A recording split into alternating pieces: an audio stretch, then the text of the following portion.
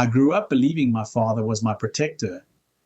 To the outside world, he was a sheikh, powerful, wealthy, respected, even feared.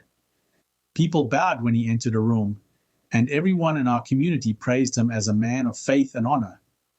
But within the walls of our home, he was something entirely different. As a child, I lived surrounded by luxury, gold jewelry, silk dresses, private tutors. But what I didn't understand then was that everything came with a price: my freedom. When I turned 16, my father called me into his study. The room smelled of incense, heavy and suffocating. He looked at me with eyes that carried no warmth, only authority. His voice was calm, but his words shattered my world forever. "You will become my second wife." At first I thought I misheard him. My father? My own blood? The man who raised me? I laughed nervously, waiting for him to correct himself.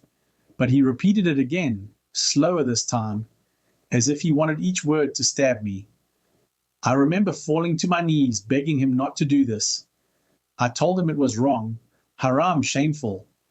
But he silenced me with one sentence that I'll never forget: "You are mine, you belong to me."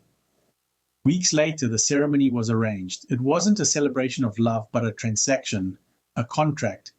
To outsiders, it looked like a marriage, but to me, it was a prison.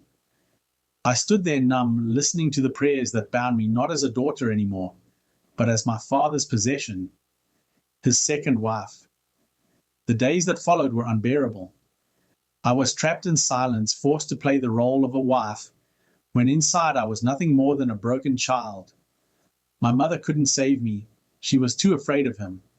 Every smile I showed in public was fake. At night I cried into my pillow, asking God why he allowed this. Years passed in torment until one day I found a lifeline. In secret, I had connected with a woman online, an ex-Muslim who had escaped her own nightmare. She listened to me, believed me, and showed me a way out. The night I left, my heart pounded like a drum. Every step felt like it could be my last if I was caught. But somehow I made it out. I crossed the border, and for the first time in my life, I breathed freely. Today, I live in a new country, far away from my father's reach. I am no longer his daughter. I am no longer his second wife. I am just me, a survivor. I tell my story not for pity, but for courage. For the countless girls still trapped in silence, for those who believe they are alone. You are not. Your freedom matters, your life matters, and to my father, the sheikh who thought he owned me, he was wrong. Because today I am no one's possession.